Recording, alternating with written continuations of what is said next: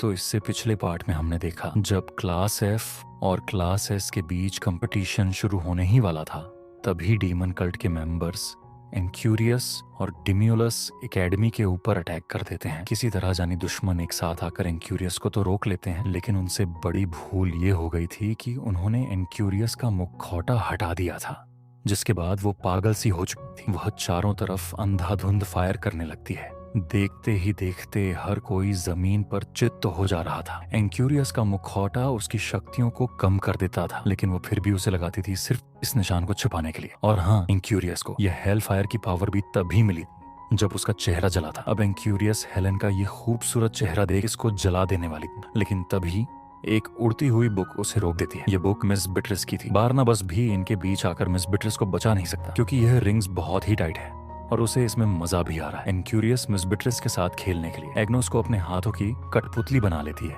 यानी अब उसे अपने स्टूडेंट्स को बचाने के लिए अपने स्टूडेंट्स से ही लड़ना होगा। हर किसी की आंखें यहाँ हिरागी को ढूंढ रही, लेकिन नेचर कोल है कि उसे छोड़ने का नाम ही नहीं ले रहा। एग्नोस एनक्यूरियस के इशारों पर बिट्रिस के ऊपर अंधाधुंध मुक्कों की बरसात कर देता है। अब एग्नोस एनक्यूरियस के इशारों पर बिट्रिस से बोलता है कि आज वो मैजिक यूज कर सकते हैं सिर्फ हिरागी की वजह से। अगर वो आज भी उनकी टीचर होती तो ये कभी मुमकिन ना हो पाता। ये सुनकर बीट्रिस अंदर से टूट जाती है। बाकी स्टूडेंट्स बीट्रिस को समझाते हैं कि ये सब एंगुरियस उससे बुलवा रही है, पर जो भी होता तो ये सच ही ऐसा बिट्रिस सोच रही थी। अब स्टूडेंट्स खुद ही एग्नोस को रोकने आगे आने लगते हैं, लेकिन बिट्रिस उन्हें वहीं रोक देती है। यह उसकी पनिशमेंट है जो वो उनके टैलेंट को बाहर नहीं निकाल पाई। एनक्यूरियस एग्नोस के हाथों बीट्रिस को मारने को तैयार थी, पर तभी बीट्रिस एग्नोस के सिर पर अपनी बुक मारती है और उसे होश में आने का ऑर्डर देती है। इससे सच में एग्नोस के चेहरे का मास्क टूट जाता है, क्योंकि उस मोमेंट के साथ उनकी फीलिंग्स जुड़ी हुई हैं। अब बीट्रिस बहुत ही गुस्से में थी। उसने उसके स्टूडेंट्स का फायदा उठाकर बहुत बड़ी गलती कर दी। एनक्यूरियस उसके ऊपर हेल फायर से हमला करती है, जिसको बीट्रिस एक स्लाइस में ही काट देती है। क्यूरियस को उसकी आंखों पर भरोसा नहीं हो रहा था। बीट्रिस अपने स्पेले से एक लंबी छलांग मारती है और सीधा एनक्यूरियस को जमीन पर चित्त कर देती है। आज की क्लास यहीं खत्म होती है। क्या किसी को यहाँ कोई डाउट है? पूरा बैटलफील्ड खुशी से झूम रहा था। एग्नोस को भी अब तक होश आ चुका था। उसको कुछ याद तो नहीं था, पर वो जानता है कि उसने कुछ तो कहा था जिससे बीट्रिस को चोट पहुंची होगी। वो बोलता है कि उसने कभी ऐसा नहीं सोचा। वह गिड़गिड़ाते हुए बीट्रिस से माफी मांग रहा था। बीट्रिस बोलती है कि क्लासेस को मिस मत करना। अब सारे स्टूडेंट्स बहुत ही खुश हो जाते हैं और उन्हें इस बात की भी खुशी थी कि उनके दोनों टीचर स्ट्रांग हैं। लेकिन वो डिम्यूलस को तो भूल ही गए और वो उस पर ध्यान भी नहीं दे रहे थे। तो अपनी तरफ अटेंशन लाने के लिए वो बार्नहबस को करंट के झटके देने लगता है। डिम्यूलस बताता है कि वो डीमन कल्ट का खास मेंबर है, पर वो सच में उसको भूल गए थे। ये बात डिम्यूलस को पसंद नहीं आती। वो अपना गुस्सा बार्नहबस पे निकालने लगता है, जिसको बीट्रिस अपनी बुक से रोकती है, जिसके बाद बस सीधा जमीन पर आकर गिरता है। एनक्यूरियस डिम्यूलस से उसकी थोड़ी पावर उधार मांगती है ताकि वो फिर से फाइट कर सके, जिस पर डिम्यूलस उस पर हंसने लगता है। ये देख एनक्यूरियस थोड़ी हैरान थी, क्योंकि वह भी एक कल्ट की खास मेंबर है। क्योंकि अगर डीमन किंग को इस हरकत के बारे में पता चला तो वो डिम्यूलस को सजा भी दे सकते हैं। तो डिम्यूलस यहाँ रिवील करता है कि एनक्यूरियस तो कल्ट की खास मेंबर है ही नहीं। जो लोग डीमन किंग के खास होते हैं उनके शरीर पर यह मार्क होता है, जिससे वो डीमन किंग की कुछ पावर इस्तेमाल कर सकते हैं, जो कि एनक्यूरियस के पास नहीं है। एनक्यूरियस की पावर कुछ खास थी, उसीलिए इन्होंने बस उसका इस्तेमाल किया था। इसके बाद डिम्यूलस एनक्यूरियस को भी डीमन लॉर्ड को सैक्रिफाइस कर देता है और अब फाइट शुरू होती है एनक्यूरियस और बीट्रिस के बीच, जिसके कुछ सेकंड बाद ही बीट्रिस जमीन पर पड़ी हुई थी, लेकिन उसने अब तक हार नहीं मानी है। वो अपनी पूरी पावर अनलॉक करती है और अपना सबसे ताकतवर हमला डेमुलस पर करती है, जो सीधा डेमुलस को ही लगता है, पर उससे बस उसके कपड़े ही फटे थे, जिसकी कीमत वो बीट्रिस की जान ले वसूल करेगा। अब वो तेजी से बीट्रिस के ऊपर हमला करने लगता है। क्लास एफ मदद करने की कोशिश करती है, लेकिन कोई भी उसके सामने एक सेकंड नहीं टिक पा रहा था। अब उनकी दखल अंदाजी के लिए वह सबसे पहले क्लास एफ को ही खत्म करने वाला था, लेकिन बीट्रिस उसे करने नहीं देती, तो वह बीट्रिस की ही जान ले लेता है। लेकिन हिरागी ने उसका हाथ पहले ही पकड़ लिया था। डिम्यूलस उस पर दूसरे हाथ से हमला करता है, लेकिन हिरागी इंस्टेंट मूवमेंट से बीट्रिस को सारिया और ओल्गा की निगरानी में छोड़ देता है। हिरागी को बहुत ही गुस्सा आ रहा था कि किसी ने उसके अपनों पर हाथ उठाया है। उसकी आंखें डीमन की तरह लाल हो चुकी थी। अब तो डिम्यूलस को भी डर लग रहा था। वो डीमन किंग की पावर से कई सारी रिंग क्रिएट करता है, जो हिरागी पर लेजर्स की तरह हमला कर रही थी।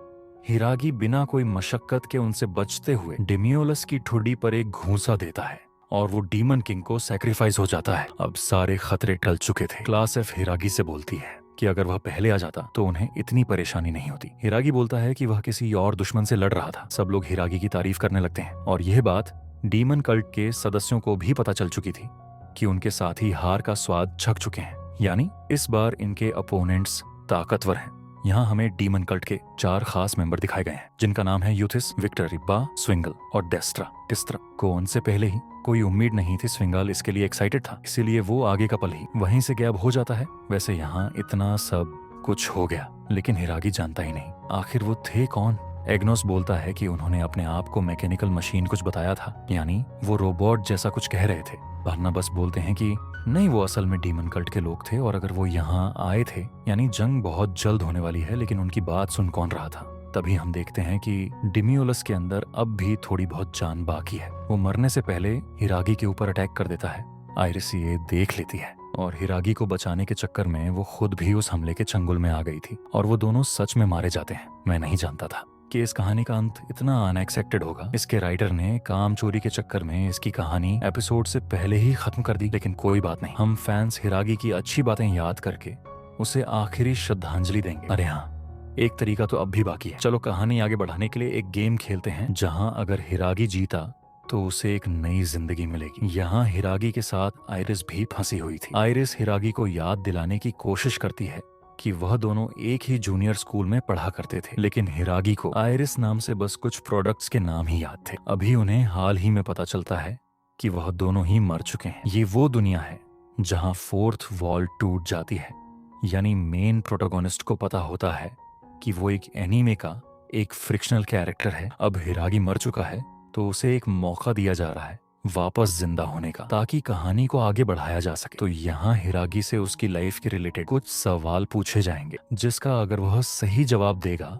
तो वह लाइफ ऑफ डोर से अपनी दुनिया में जा सकता है, लेकिन अगर उसने दिया फिर से गलत जवाब तो वह तुरंत मारा जाएगा। आयरिस को बंदी बनाकर हिरागी से सवाल पूछा जाता है, क्या आयरिस को हिरागी पर क्रश उसको पहली बार देखते ही आ गया था। आयरिस इशारे से उसको जवाब बताने की कोशिश करती है, लेकिन हिरागी को लग रहा था कि वह बाथरूम जाना चाहती है। जैसे तैसे तुक्के में वह सही जवाब दे देता है, और जवाब था नहीं, जिसकी हमें एक्सप्लेनेशन भी दिखाई जाती है। जूनियर स्कूल के वक्त हिरागी और आयरिस दोनों ही स्कूल में इतने पॉपुलर नहीं थे, तो उनके पास कोई दोस्त भी नहीं था एक साथ लंच करने के लिए। तो उन दोनों ने ही एक साथ लंच करना शुरू कर दिया। एक दिन हिरागी पूछता है कि वह अकेली क्यों रहती है। वह यह जानने के लिए क्यूरियस था क्योंकि वह हिरागी की तरह बुरी नहीं होती है। आयरिस बताती है कि वह दूसरों से बात करने में अच्छी नहीं है, यानी कि वो एक इंट्रोवर्ट लड़की है। हिरागी बोलता है कि उसे अपने आप पर यकीन रखना चाहिए। जैसे वो उससे बात करती है, यकीनन वो बाकी सबसे भी कर सकती है और साथ ही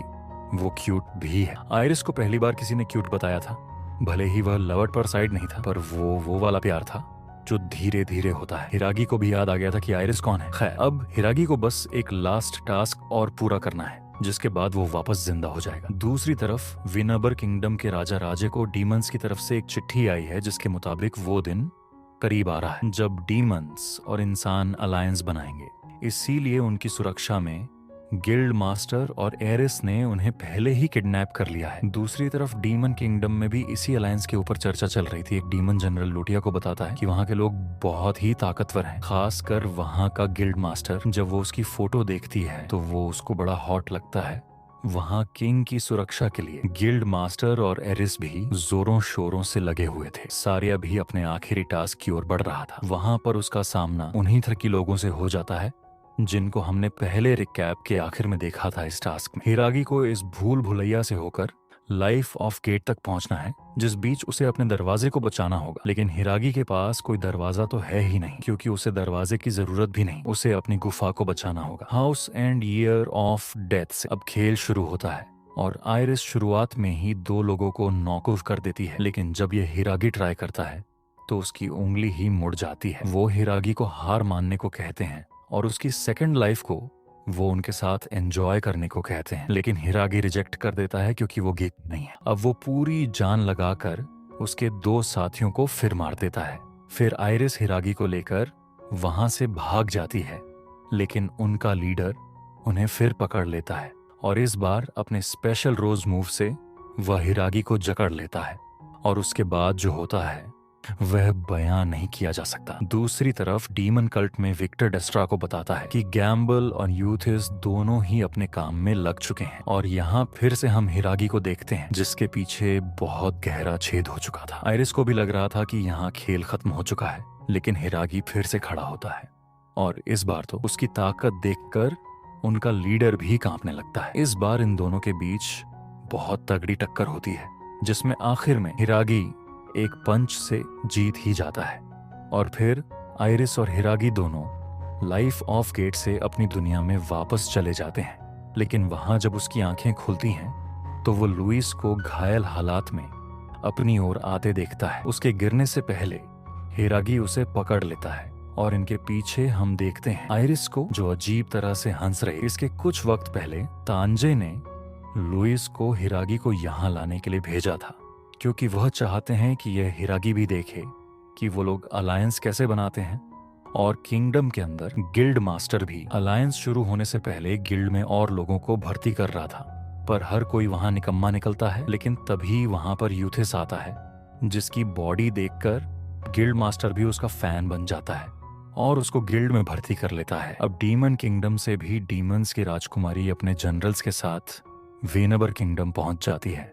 अब सीन काइजर किंगडम पर शिफ्ट होता है जहां पे एक तरह से अकाल पड़ चुका था। किंग की हालत भी बहुत खराब थी। जाकिया इसके पीछे की वजह को खोजने की कोशिश कर रहा था, तभी उसको एक कमरे से किसी के हंसने की आवाज आती है। वह जादूगर था जो असिस्टेंट को बता रहा था कि अब काइजर किंगडम डीमन कल्ट के कब्जे में है, यानी कि जादूगर शुरुआत से ही किंग का इस्तेमाल कर रहा था। डीमन किंग को वापस रिवाइव करने के लिए जाकिया को बहुत तेज गुस्सा आ रहा था। वो जादूगर को मारने की कोशिश करता है लेकिन उससे पहले ही जादूगर वहां से गायब हो जाता है। इसके बाद वह सीधा विनेबर किंगडम के लिए निकल जाता है एक मदद की उम्मीद में। इससे पहले उसने किंग को सब बता दिया था। किंग बोलते हैं कि करीब 30 साल पहले काइजर किंगडम पर डीमंस ने हमला कर दिया था जिसमें वह किसी को बचा नहीं पाए और ऐसा फिर कभी ना हो। इसीलिए वह अपने किंगडम को और ताकतवर बनाना चाहते थे और यही उनकी सबसे बड़ी भूल बन गई। लेकिन अब उनका किंगडम अपने अंत के करीब है और अब इसे बचाने के लिए उन्हें दूसरों का साथ चाहिए। अब जब जाकिया विनेबर किंगडम पहुंचने ही वाला था तभी उसके सामने डेस्ट्रा प्रकट हो जाता है। वो बहुत ही तेज था जिससे जाकिया समझ जाता है कि यह जरूर डीमन कल्ट से है। किसी तरह उसे एक मौका मिल जाता है उसे मारने का। पर हम देखते हैं कि डेस्ट्रा के पास भी वैसी ही ईवल आई है जैसी हमने हिरागी के पास देखी थी। वो उसके हमले को रोक देता है और उसके कवच को पिघलाकर उसको मारने ही वाला था। लेकिन अपने लास्ट मोमेंट पर उसको याद आता है कि किंग ने उस पर भरोसा किया है और विनेबर किंगडम की किस्मत भी अब उसके हाथों में ही है। यहाँ तक कि जो उसके पास तलवार है वो भी किंग की दी हुई उन्हीं की रॉयल तलवार है। अब जाकिया एक बार फिर खड़ा होता है और अपने स्पेले से अपनी तलवार को वापस रीजनरेट कर और सुप्रीम हेवन ट्रस्ट नाम का एक ताकतवर हमला डेस्ट्रा पर करता है, लेकिन वो भी उसके बैरियर को काट नहीं पाता। अब डेस्ट्रा उसे मारने जा रहा था लेकिन तभी इस बैटल को लुइस जॉय करती है और वह अपनी टेरिटरी में किसी एक का भी खून बहने नहीं देगी। जाकिया लुइस को यहाँ से भागने को कहता है क्योंकि ये बहुत ही ताकतवर है। लुइस उसकी सुनती नहीं है और डेस्ट्रा के ऊपर तेजी से हमला कर देती है। डेस्ट्रा उसके हमलों को आसानी से डच कर यह दिखला देता है कि उन दोनों की ताकत में कितना बड़ा अंतर है। लेकिन लुइस बोलती है कि तुम ताकतवर हो, बस मेरे मास्टर जितने नहीं। डेस्ट्रा उसकी बकवास को अनसुना कर उस पर हमला कर देता है, लेकिन जाकिया उस हमले को अपने ऊपर ले लेता है। यह देख डेस्ट्रा को एक मेमोरी याद आती है और वह इमोशनल होकर वहां से गायब हो जाता है। यहाँ जाकिया दुनिया का भविष्य लुइस के हाथों सौंप अपनी सांसें तोड़ देता है और अब प्रेजेंट में हम लुइस हिरागी और सारिया को एक बग्घी से विनेबर किंगडम की ओर जाते देखते हैं और विनेबर किंगडम में इन लोगों की एक दूसरे से बन नहीं रही है क्योंकि गिल्ड मास्टर ने एक जनरल को बुढ़ा बोल दिया था और उसने भी गिल्ड मास्टर के फैशन की इंसल्ट कर दी थी। अब उन सब के बीच में एक भसड़ शुरू हो जाती है। राजे और लुटिया भी बेवजह इसमें पीसे जाते हैं। तभी यूथिस खड़ा होता है और सबको याद दिलाता है कि इस दोस्ती को आगे बढ़ाने का मकसद सबके बीच शांति कायम करना है। सब लोगों की आंखें खुल जाती हैं और वह एक दूसरे से माफी मांगने लगते हैं। तभी वहां लुइस के साथ हिरागी भी पहुंच गया था और जो भी उसके साथ और लुइस के साथ हुआ वह सब बता देता है। लुटिया बोलती है कि वह काइजर किंगडम और डीमन कल्ट को उनके मकसद में कामयाब नहीं होने देगी। इसके बाद डीमन किंगडम और विनेबर किंगडम के बीच अलायंस बन जाता है। अब एक्स्ट्रा सीन में हमें पता चलता है कि बारबडोर एकेडमी में अभी जो आइरिस है वो असल में गैम्बल है, जो कि डीमन कल्ट का सदस्य है। जब हिरागी लुइस के साथ विनेबर किंगडम जा रहा था तब कानाजुकी को भी आइरिस पे शक हो गया था, और अब यहाँ हिरागी नहीं है तो वह इसी बात का फायदा उठाने वाला है। अगर गैम्बल के पास्ट की बात की जाए तो डीमन कल्ट में आने से पहले गैम्बल एक नोबल परिवार से था, लेकिन उसे बहुत जल्दी यह एहसास हो गया था कि उसके खानदानी होने का लोग बस फायदा उठाते हैं। यहाँ तक कि खुद उसका परिवार भी उस पर ज्यादा ध्यान नहीं देता। वो बस उसे एक सामान की तरह देखते हैं जो उनके परिवार को आगे लेकर जाएगा, जिस वजह से उसने अपने आप को ही खो दिया। तभी क्लास एफ के स्टूडेंट आइरिस को होश में लेकर आते हैं और उससे पूछते हैं कि वो लड़कों के बाथरूम में क्या कर रही है गैम्बल को। ये एक अच्छी अपॉर्चुनिटी दिखती है हिरागी को चोट पहुंचाने की। गैम्बल अपने ट्रांसफॉर्मेशन मैजिक से सारिया का रूप ले लेता है और उसके बाद उसके गोरिल्ला का रूप ले लेता है। इसमें वह ट्रांसफॉर्मेशन के साथ साथ उनकी पावर्स को भी कॉपी कर सकता है। अब वो वहां उन तीनों को एक ही हमले में ढेर कर देता है और अब वो मौका देखकर लुलुने के ऊपर भी हमला करता है, लेकिन लुलुने ने उसे देख लिया था, पर उसे लगता है कि वह उसका खाना छीनना चाहती है, तो वह अपने में से थोड़ा खाना खुद ही शेयर कर देती है। ये देख गैम्बल की आंखों में आंसू आ गए थे। वो उससे पूछता है कि उसने अपना खाना क्यों शेयर किया। लुलु ने बोलती है कि उसने उसके मास्टर की जान बचाई थी और वो उसकी अच्छी दोस्त भी है। यह सुनकर गैम्बल फूल जाता है और शर्मा के वहां से भाग जाता है। अब वो लुलुने को मारने में तो फेल हो गया, लेकिन ओलिगा को वो नहीं छोड़ेगा। पर जैसे ही वह ओलिगा के पास जाता है, ओलिगा उसको अपना छाता दे देती है ताकि वह इस बारिश में भीग ना जाए। गैम्बल फिर एक बार हैरान रह जाता है, क्योंकि जब वह खुद ओलिगा जितना था तो लोग उसका छाता छीन लेते थे और उसको पीट भी दिया करते थे। ओलिगा बोलती है कि तुम भी तो मेरे साथ अपना खाना शेयर करती हो और वैसे भी तुम तो मेरी अच्छी दोस्त हो ना। गैम्बल एक बार फिर फूल जाता है और फिर से वहां से भाग जाता है। अब वह सोच रहा था कि वह 2 बार तो फेल हो चुका है, लेकिन इस बार वह हिरागी बनकर आर्टोरिया के पास जाएगा और उसको मार देगा। दूसरी तरफ हिरागी जब विनेबर किंगडम के लिए निकला था तो वह रास्ते में कुछ सामान लेने के लिए रुक गए थे, जहां पर सारिया को डेस्ट्रा उदास बैठा दिखाई मिलता है। सारिया में डेस्ट्रा को कोई और दिखाई दे रही थी। तभी हिरागी भी वहां आ जाता है। डेस्ट्रा उससे मिलने ही यहाँ आया था। हिरागी को भी लगता है कि उसने डेस्ट्रा को कहीं तो देखा है। तभी डेस्ट्रा हिरागी को पहचानते हुए बोलता है कि तुम तो बारवर्ड और एकेडमी के टीचर हो ना। वो बोलता है कि अब हिरागी बहुत फेमस हो गया है, विनेबर किंगडम के राजा भी उस पर भरोसा करते हैं। वैसे हिरागी पूछता है कि वो यहाँ क्या कर रहा है। डेस्ट्रा बोलता है कि वो कुछ मजेदार करने सफर पर निकला है, और ये कहकर वो वहां से चला जाता है कि हम फिर से मिलेंगे। अब इसके बाद सीन वापस से शिफ्ट होता है बारबडोर एकेडमी पर, जहां पर आडोरिया यह देख हैरान थी कि हिरागी इतनी जल्दी वापस आ गया है। हिरागी बोलता है कि उसे आडोरिया की बहुत याद आ रही थी, इसीलिए वह अकेला ही वापस आ गया। अब वो आडोरिया को गले लगाकर एक डैगर से मारने वाला था, लेकिन तभी आडोरिया एक घूंसा मारकर उसे दूर कर देती है, क्योंकि वह बहुत शर्मा गई थी। गैम्बल मन में सोचता है कि क्या हिरागी हमेशा ही ऐसे गुस्से खाता रहता है। वैसे वह बोलती है कि उसे हिरागी की बहुत परवाह हो रही थी। यह सुनकर गैम्बल को एक और झटका लगता है। अब आडोरिया कहती है कि अब वो उसे गले लगा सकता है, लेकिन गैम्बल तो सदमे में जा चुका था, तो आडोरिया गुस्से में एक और गुस्सा धर देती है। अब गैम्बल को एक नया मकसद मिल चुका था कि ये लोग हिरागी से इतना प्यार क्यों करते हैं, लेकिन धीरे धीरे अब वो उनके साथ कंफर्टेबल होने लगा। सडनली उसे याद आता है कि वह तो अपना मकसद भूल ही गया। तभी बारनाबस भी उन्हें डीमन कल्ट के बारे में कुछ बताने वाले थे, लेकिन अचानक से ही एक बहुत बड़ा ओग्रे वहां आ जाता है जो उनके ऊपर हमला कर देता है। वो आडोरिया को बस मारने ही वाला था, लेकिन गैम्बल बीच में आ जाता है। ओग्रे गैम्बल की डीमन आई को देखकर वहां से भाग जाता है, और यह देख जैसा वार्नबस को शक था, उन्हें जो इतने वक्त से एक ताकतवर डीमन की खुशबू महसूस हो रही थी, तभी कान्हासुकी रिवील करती है कि उनके बीच में जो हिरागी है वह असल में हिरागी है ही नहीं, और प्रूफ के तौर पर वह अपने साथ असली आइरिस को भी लेकर आई है, जो कि उसे मुर्गियों के झोपड़े में बेहोश पड़ी मिली थी। अब कैम्बल भी अपने असली रूप में आ जाता है और सबको अपने प्लान के बारे में बता देता है कि किस तरह वो हिरागी के दोस्तों को मारकर उसे तड़पाना चाहता था, लेकिन हिरागी की जगह लेने के बाद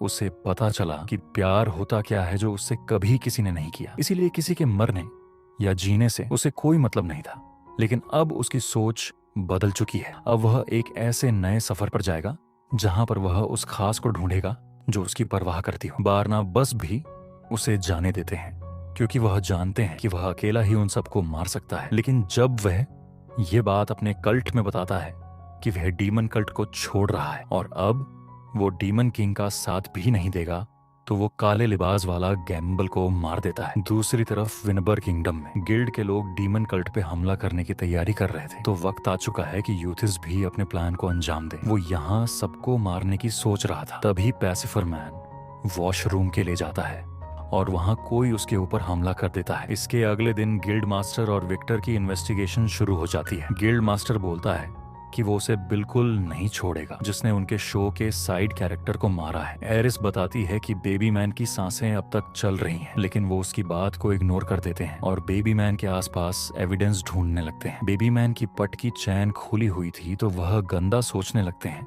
कि वह बाथरूम में कर क्या रहा था, जो देखकर एरिस एम्ब्रेस हो जाती है। खैर, इन्वेस्टिगेशन को आगे बढ़ाते हुए वो अपने साथियों पर ही शक करने लगते हैं, लेकिन वहां भी उन्हें कोई सुराग नहीं मिलता। तो वो लोग इस केस को क्लोज कर बेबी मैन को जमीन में ही जिंदा दफना देते हैं।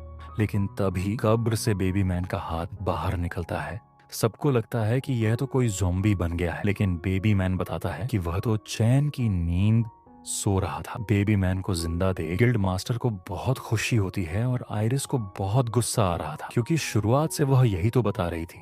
खैर, बेबी मैन बताता है कि वो बाथरूम में अपनी ही दूध की बोतल से फिसल के गिर गया था। तो अब गिल्ड मास्टर यूथिस को कांग्रेचुलेट और थैंक यू बोलते हैं क्योंकि उसके बिना इस केस को सॉल्व करना बहुत मुश्किल हो जाता। पर अब एरिस को यूथिस पे शक होने लगता है। दूसरी तरफ विनबर किंगडम में हिरागी क्लास एफ को बताता है कि विनबर किंगडम और डीमन किंगडम में अलायंस बन चुका है, यानी कि जल्द ही उनका सामना डीमन कल्ट से होने वाला है। इसीलिए वह सबको अपने आप को तैयार होने को बोलता है क्योंकि अब वह खुद ही खुद के रक्षक है। दूसरी तरफ हम एरिस को देखते हैं जो अंधेरी गली से वापस गिल्ड जा रही। तभी उसके सामने यूथिस आ जाता है। यूथिस को देखकर एरिस थोड़ा हैरान तो थी। यूथिस कहता है कि अब वह अपने आप को रोक नहीं पा रहा। वह ये रिवील कर देता है कि वह डीमन कल्ट का मेंबर है और उसका शौक है ताकतवर लोगों से लड़ना और उन्हें खत्म कर देना, और यही वो एरिस के साथ करने जा रहा था। एरिस भी उसके एक ही पंच में ढेर हो जाती है। अब एक और पंच में जब वो उसे मारने जा ही रहा था, तब उस पंच को गिल्ड मास्टर रोक लेता है और उससे पूछता है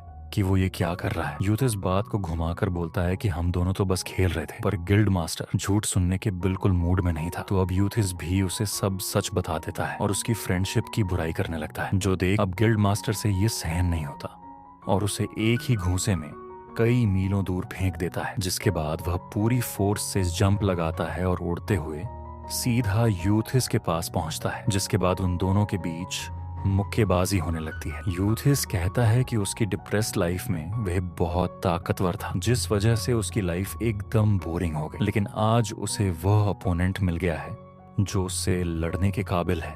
जिसके बाद यूथिस अपनी पूरी ताकत लगाकर गिल्ड मास्टर से लड़ने लगता है। अब गिल्ड मास्टर भी उससे हारने लगा था। तभी गिल्ड मास्टर यूथिस से बोलता है कि उसकी पूरी मसल्स रो रही हैं। आखिर उसने इन पर इतना जोर क्यों डाला हुआ है। अब यूथिस भी नोटिस करता है कि उसकी सारी मसल्स तो कांप रही है। तभी वह अपने सामने देखता है गिल्ड मास्टर को, जो बहुत ही गुस्से में और ताकतवर दिखाई दे रहा था। गिल्ड मास्टर अपनी पूरी ताकत एक पंच में भरकर यूथिस के ऊपर हमला करता है, जो यूथिस के करीब से निकल जाता है। हम देखते हैं कि उस हमले में इतनी ताकत थी कि पीछे का पहाड़ पूरी तरह से तबाह हो चुका था। अब गिल्ड मास्टर भी थककर यूथिस के ऊपर ही गिर जाता है। यूथिस उसे वहीं अकेला छोड़ वापस जाने लगता है। उसने अपनी हार को एक्सेप्ट कर लिया था।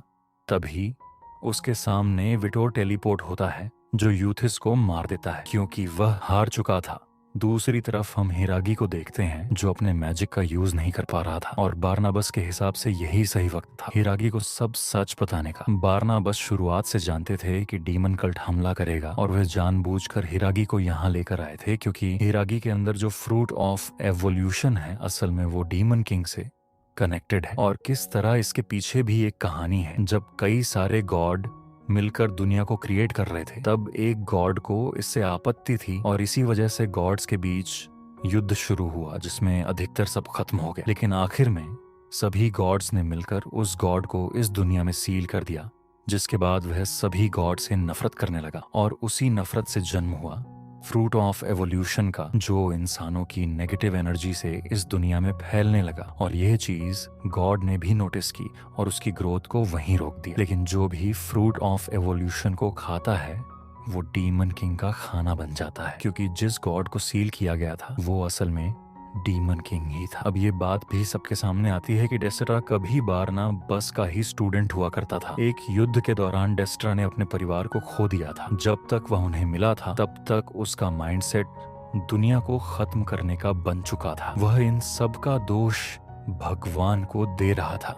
जिसके बारना बस की स्टूडेंट लिब्रा ने डेस्ट्रा को संभाला था, वो धीरे धीरे लिब्रा को पसंद करने लगा और उसने अपने आप को संभाला ही था कि एक दिन डीमंस ने बार्बडोर एकेडमी पर अटैक कर दिया, जिसमें वह अपनी जान बचाते हुए एक डीमन के सामने आ गया। उस वक्त बारना बस बाकी डीमन से लड़ने में व्यस्त थे। जब वो डीमन डेस्ट्रा को मारने ही जा रहा था तब लिबेरा ने अपने आप को सैक्रिफाइस करके डेस्ट्रा की जान बचाई, जो सदमा वह सह ना पाया। डीमंस के जाने के बाद उसे मलबे में लिब्रा तो नहीं मिली, लेकिन वो क्लिप मिली जिसे डेस्ट्रा ने ही लिबेरा को दी थी। इसको देखने के बाद डेस्ट्रा की नेगेटिव एनर्जी इतनी ज्यादा बढ़ गई कि वो उसी डायमेंशन में चला गया जहां पे हमने हिरागी को डीमन किंग के साथ देखा था। डीमन किंग डेस्ट्रा को मैनिपुलेट करता है और यकीन दिलाता है कि यह सब गॉड ने किया है, जिसके बाद डेस्ट्रा उसकी बातों में आकर फ्रूट ऑफ एवोल्यूशन को खा लेता है। उस वक्त बारना बस उसको चाहकर भी रोक नहीं पाए थे। अब जब वो ये कहानी बता ही रहे थे तभी अचानक ही उनके सामने डेस्ट्रा आ जाता है,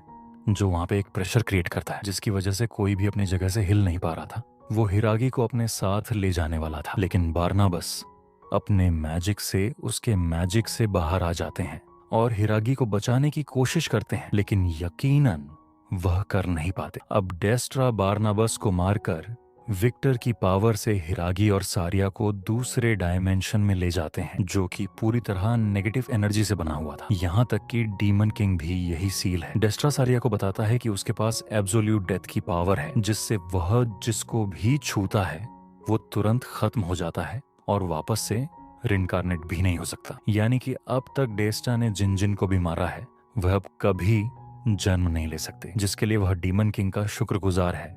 लेकिन वह सारिया की नेगेटिव एनर्जी से डीमन किंग को रिवाइव कर उसको अपनी एब्सोल्यूट डेथ की पावर से खत्म करना चाहता है। यानी कि डेस्ट्रा डीमन किंग को ही मारना चाहता है। नहीं, वो इस पूरी दुनिया को ही खत्म करना चाहता है जिसने उसे इतना दुख दिया है। इसके बाद सारिया और डेस्ट्रा के बीच लड़ाई शुरू हो जाती है। यहाँ पे सारिया अपनी मैजिक का यूज नहीं कर सकता है, इसीलिए वह अपनी मामूली तलवार से ही लड़ रहा था। डेस्ट्रा आखिर में अपने खंजर से हिरागी को घायल कर देता है और जब वह उसको मारने वाला था तभी सारिया बीच में आ जाती है। लेकिन सारिया का हर एक हमला उसके लिए हवा का चलता झोंका जैसा था। इसके बाद वो सारिया को भी एब्सोल्यूट डेथ से खत्म कर देता है, जो देख हिरागी पूरी तरह से टूट चुका था, जिसकी वजह से हिरागी के अंदर से अधिकतर मात्रा में नेगेटिव एनर्जी निकल रही थी। यानी कि हिरागी इवॉल्व हो रहा है। इससे डीमन किंग की ताकत भी बढ़ रही थी। हम देखते हैं कि हिरागी के अंदर का फ्रूट ऑफ एवोल्यूशन टूट चुका है, जिससे उसके शरीर से तेजी से नेगेटिव एनर्जी निकलने लगती है और अब उसकी ताकत डीमन किंग के बराबर हो चुकी थी। इसके बाद हिरागी की आंखें एक नए डायमेंशन में खुलती हैं, जहां उसकी मेमोरीज उसके सामने रिवाइंड हो रही थी। यहाँ डेस्ट्रा उसे उसकी वो मेमोरीज भी दिखाता है जब वो अपनी दुनिया में बुली हुआ करता था। वह हिरागी को मैनिपुलेट करता है, उसे यकीन दिलाता है कि उन्हें मिलकर उस दुनिया को खत्म कर देना चाहिए जिसने उनको इतना दर्द दिया। हिरागी उसकी बातों में आने ही वाला था कि तभी उसको सारिया की याद आती है और वह डेस्ट्रा के साथ आने से इनकार कर देता है। वो बोलता है कि उसे खुशी है कि वह बुली हुआ था, क्योंकि अगर वह उस वक्त बुली ना हुआ होता तो आज वह लोगों के दर्द को समझ नहीं पाता। हम देखते हैं कि सभी लोग हिरागी को शुक्रिया अदा कर रहे हैं। सारिया भी अचानक से सामने आती है और हिरागी को थैंक यू बोलती है कि उसने उसके घोरिल्ला होने के बाद भी उसे अपनाया। अब इन सब के साथ की वजह से हिरागी अब डेमोनिक पावर को कंट्रोल कर पा रहा था और उसका आखिरी बार एवोल्यूशन होता है, जिसमें वह पहले से ताकतवर और खूबसूरत हो जाता है। अब हिरागी अपनी लव की पावर से एक प्लांट को गाता है, जिसकी वजह से वह उन सभी को वापस जिंदा कर देता है